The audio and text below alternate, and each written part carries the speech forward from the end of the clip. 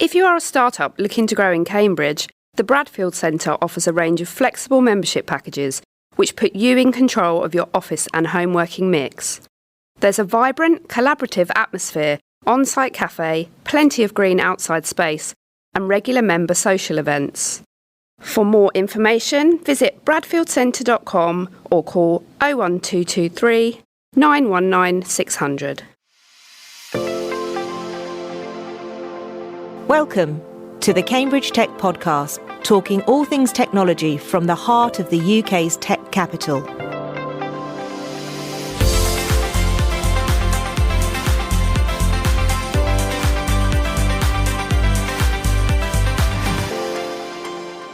Here are your hosts, Faye Holland and James Parton.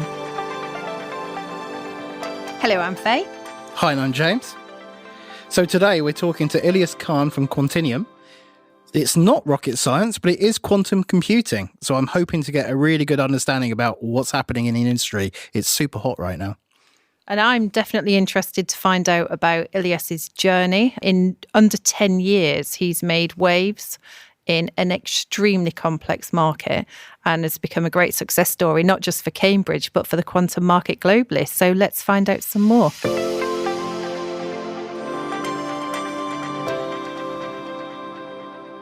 Hi, Ilyas. It's great to have you with us today. Hello, Faye. Hi. Good to be here. Thank you. So we're going to get on to the technology, onto quantum computing and company growth in a minute. But actually, I'd like to start with the discussion around a book, if I may.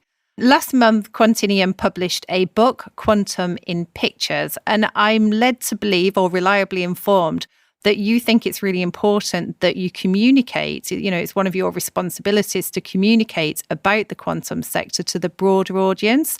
So I'm interested, because I'm just a generally nosy person, as to how that idea came about and how much involvement did you have in the book?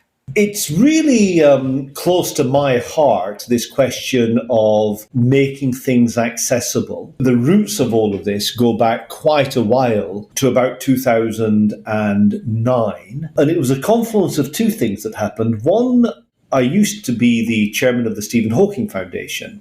And Stephen had this incredible ability to communicate the most complex ideas. Well, of course, he also had a mind the size of the planet, but he could communicate ideas, and it was important for him that all of us would participate in the most important things. And, you know, nowadays we might call that democratization or making things more accessible.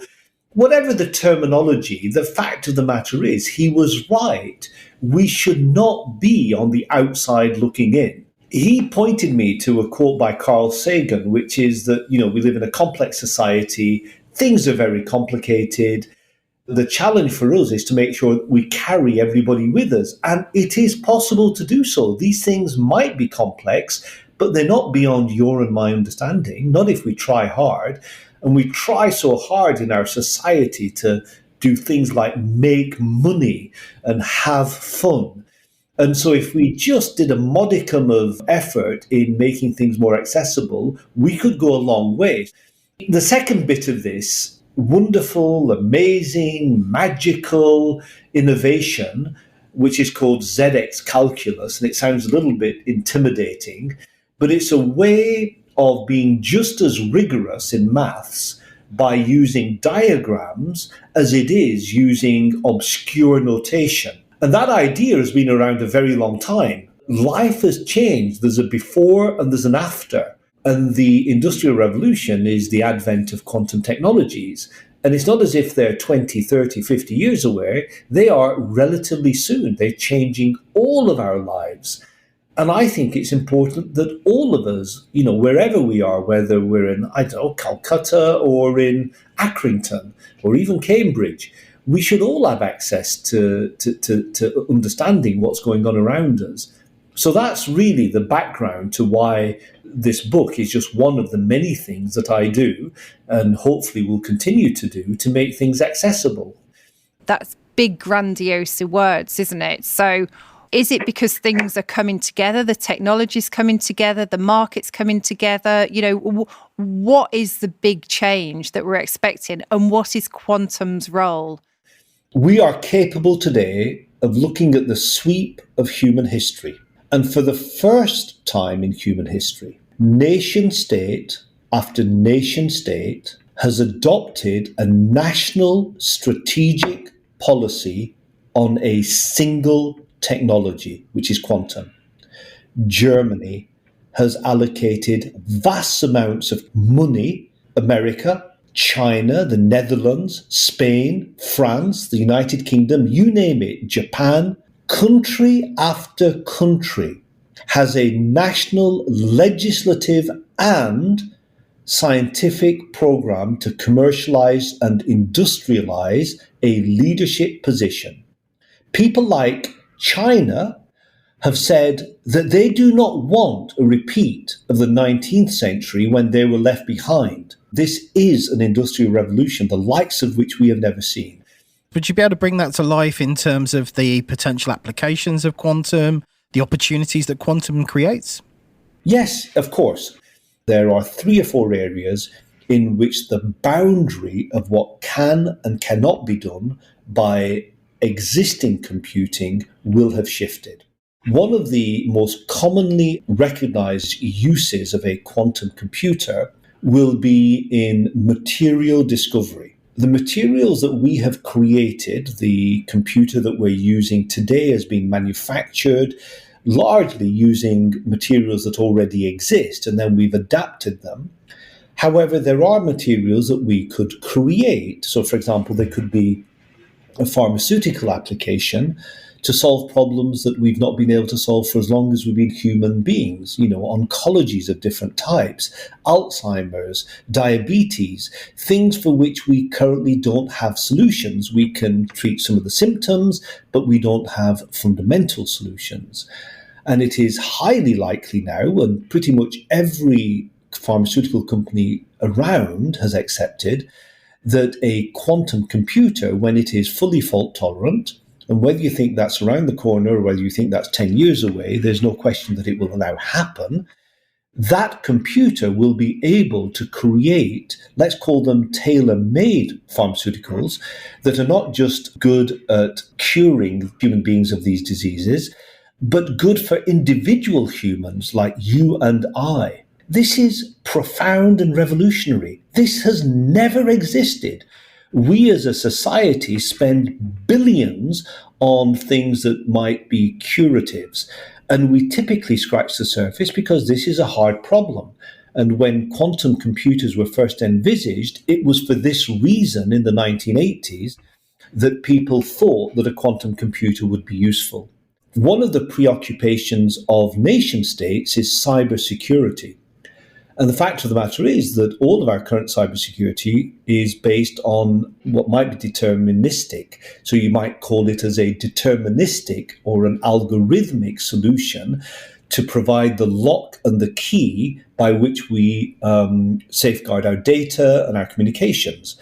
These are always vulnerable to increasing compute power. So a quantum computer in the future will be able to unlock the lock or replicate the key because it's not defeated by these deterministic methods. Remember, we're just jumbling things up. We're trying to create random ways of protecting our data. That's what a lock and a key system does. In the future, using a quantum computer, we could defend ourselves against all of these threats, including threats from quantum computing. And I'll leave you with one final thought in terms of application, and the one that's capturing everybody's mind at the moment. We seem to be enthralled by what can and can't be done using natural language processing. And so recently, ChatGPT 3 has emerged. Well, the fact of the matter is, it is a brute force use of high energy, lots and lots of energy to do stuff that's trivial, and actually the computer doesn't understand what we're doing or saying. ChatGPT 3 in the future will look like maybe the equivalent of an abacus compared to a calculator would have been. It is these kinds of things that we anticipate and now believe that quantum computing will do over a relatively short period of time. You tend to see these kind of hype cycles around new technologies. You know, crypto's been going through a rough time with the recent FTX situation, generative AI. Another one is the metaverse. You know, all of these things get hyped by the media. How do you see the media handling the narrative of quantum to really tell the story and get people engaged with what this opportunity looks like? Well, humanity, ever since, the tulip mania, all the way through to cryptocurrencies, if somebody somewhere thinks they can turn a book by spouting something and convincing his or her neighbor to pay him for it, that's always going to be there. So I don't think that's necessarily an issue that bothers me right now.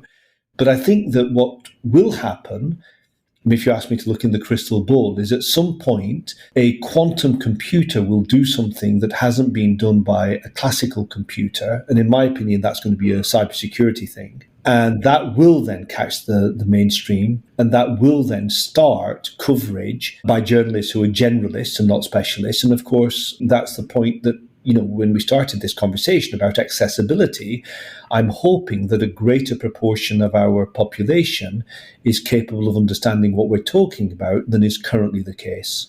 So, Ilyas, talking about accessibility, I want to go back a little. I'm kind of sitting here going, do I actually want to ask this question? So I'm just going to ask it anyway. You've given us those examples, cybersecurity, completely logical, seeing that happen, natural language processing, machine learning, AI, understand all of that, understand the phenomenal impact it could have on us. What I'm still not getting is the how. How is it actually different to what we've got today? In our existing computers, we convert instructions from a on or an off, and we call that a binary system. We can represent off in a 0 and on in a 1, do multiplication and addition using a system of logic, which is yes or no, and that's how we do it. Now, it turns out that we can embed information, a yes or a no, a 0 or a 1, not just in a transistor and read whether it's on or off, but in a physical thing. And that physical thing is a atomic or subatomic particle. It can be an electron or a photon. A photon is a single unit of light. An electron exists within an atom. These are indescribably small, but they're real things. And what happens when you go to that level of the universe is that the laws of nature become fundamental, they're unchanging. And using those laws, we find that the logic is different. We no longer have only a yes or a no. Now, that's a long-winded way of saying that a quantum computer is a computer where the individual unit of information is embedded and represented by something physical. And because that something physical is infinitesimally small, it is ruled by the laws of quantum mechanics.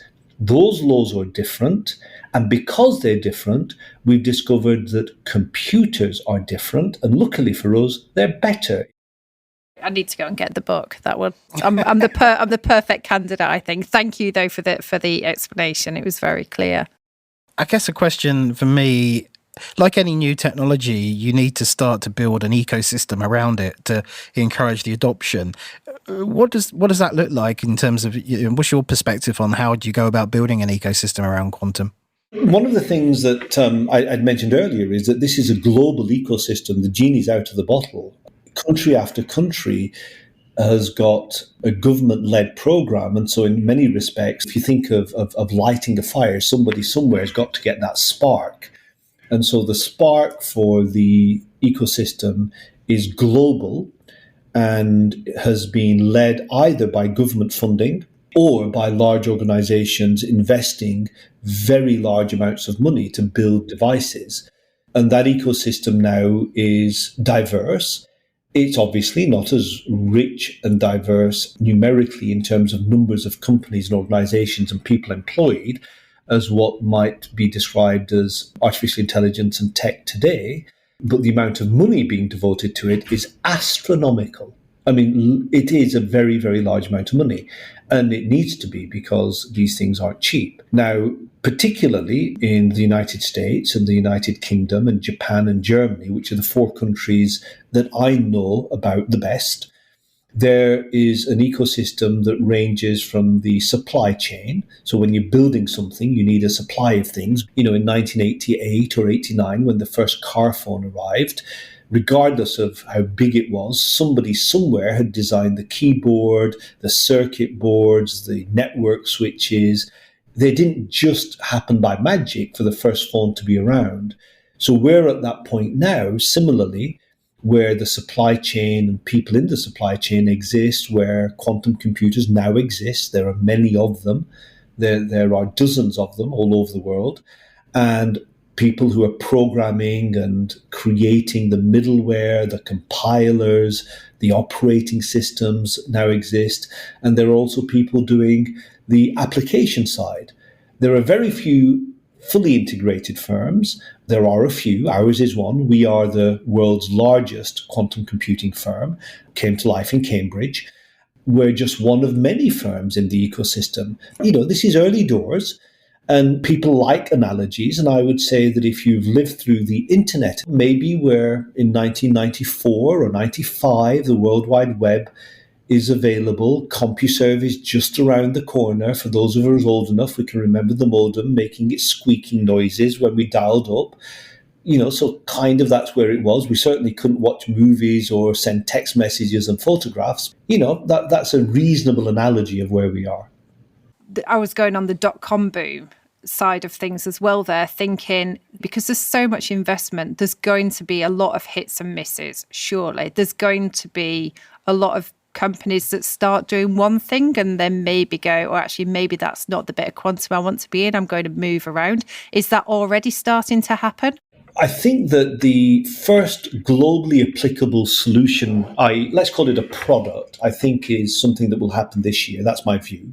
I'm probably mid-mainstream when it comes to trying to forecast when these things are happening. So I'm in the 5-year category from now. 5 years might sound like a lot, but it actually isn't. And so I think during these 5 years, you talked about this confluence of money and technology. Well, of course, yes, that will happen. And yes, I'm sure there'll be companies, dozens that are listed, if not hundreds, and share prices up and down. And I'm sure there'll be a fair share of people that were snake oil salesmen along the way. To be honest with you, Faye, it's not on my register, and I don't think it should be on anybody's register yet. I think there are far more fundamental things that matter than the fact that somebody may or may not make or lose money.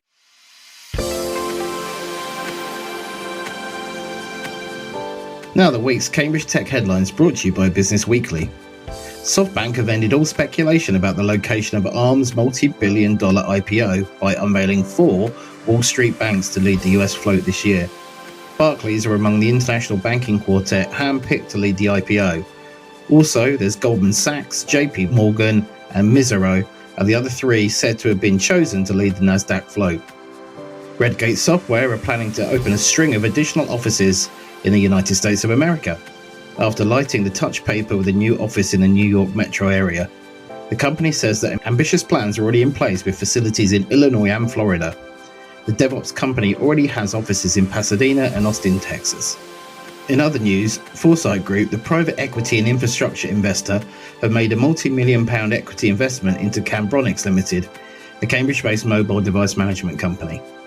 And finally, Cambridge cybersecurity AI specialist Darktrace have posted a 35% revenue growth year on year and a 24% rise in its customer base for the 6 months to December 31st. The company reported strong first half operating and financial performance despite challenging macroeconomic headwinds. Now back to the show.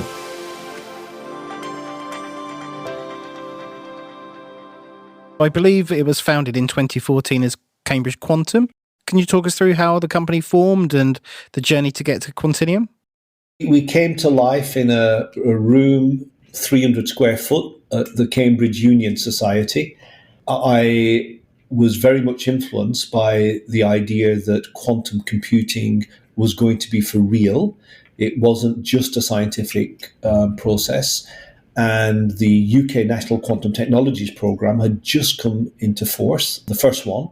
Had we met in 2014, the aspiration you would have heard from us would be to create the middleware, eventually the operating system, and then the applications, because as we all know, quantum computers, or any computer, is not just about how wonderful it is and how fast it is what you can use that wonderfulness for and that fastness for. The applications are the ones that matter. So that would have been our aspiration.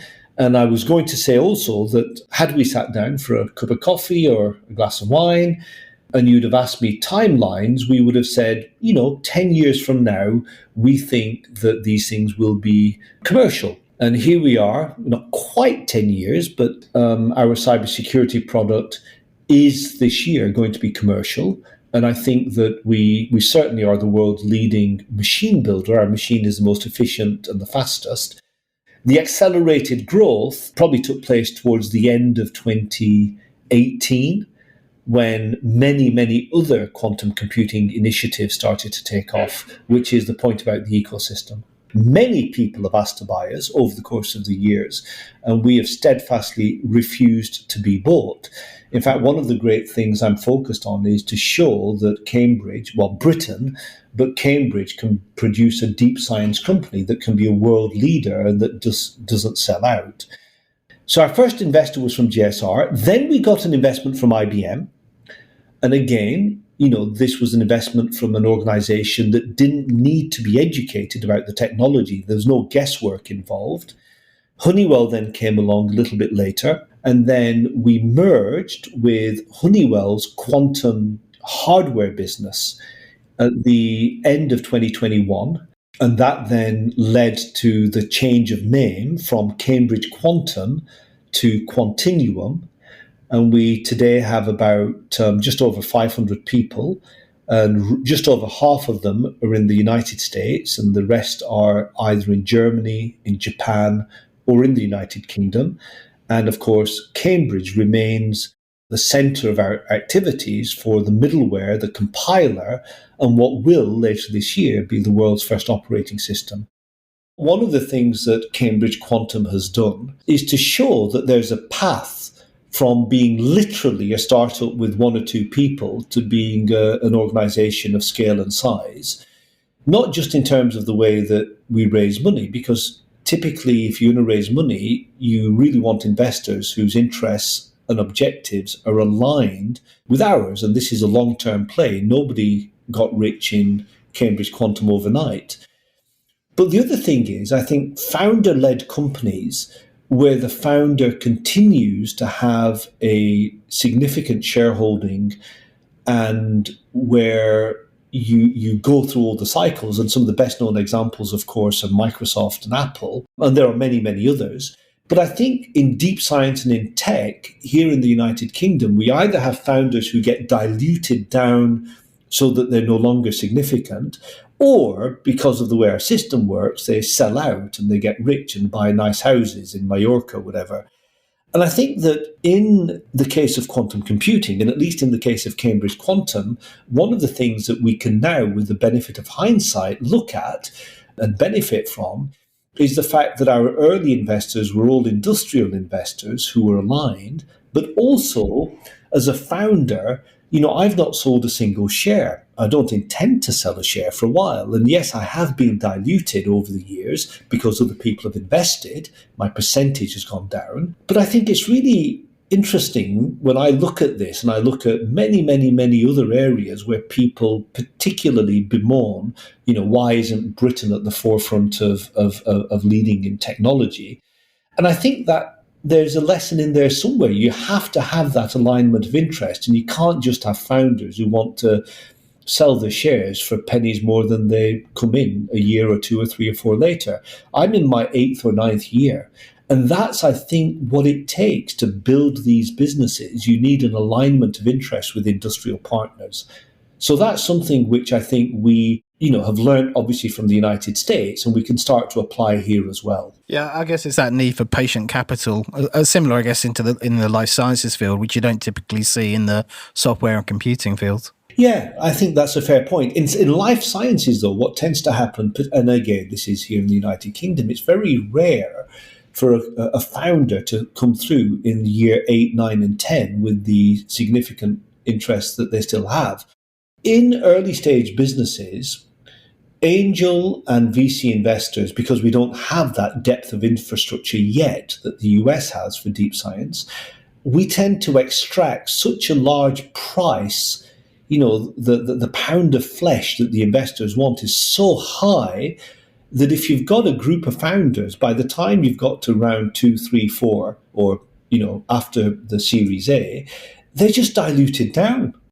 Yes, investors need to be rewarded, but is it right that we have this particular model?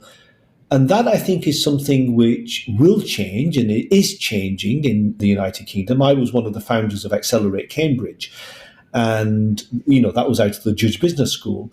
I think things are changing, and I'm hoping that at least over the next cycle, the next generation, and I'm now talking the next 10 or 15 years, we get to the point where we have an ecosystem of investors in deep science technology where it's much more equitable, and where just because you've got a few pennies in your pocket doesn't mean that you can extract these huge percentages of ownership.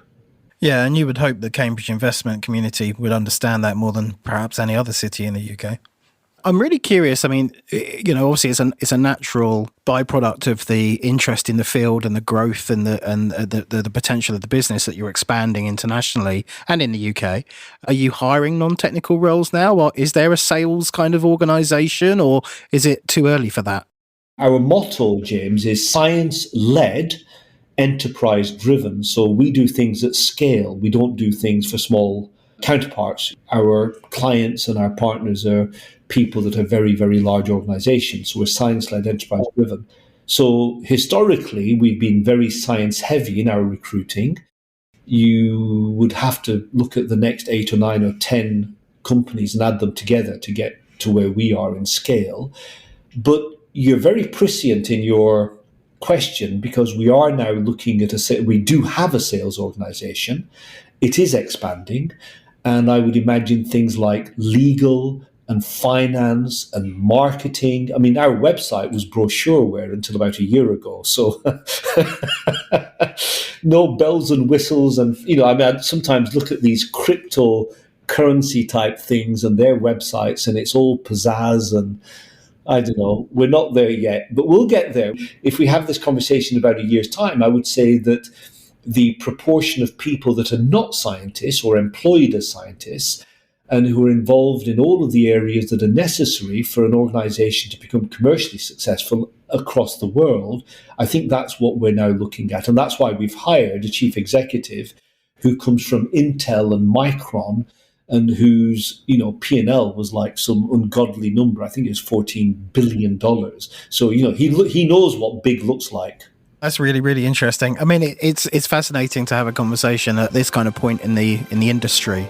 Certainly, we'll include some links to the book in the show notes. I think we're all going to go away and pick that up and read through that.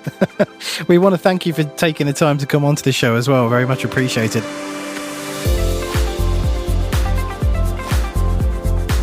Today's show was produced by Carl Homer of Cambridge TV and supported by our media partner, Business Weekly.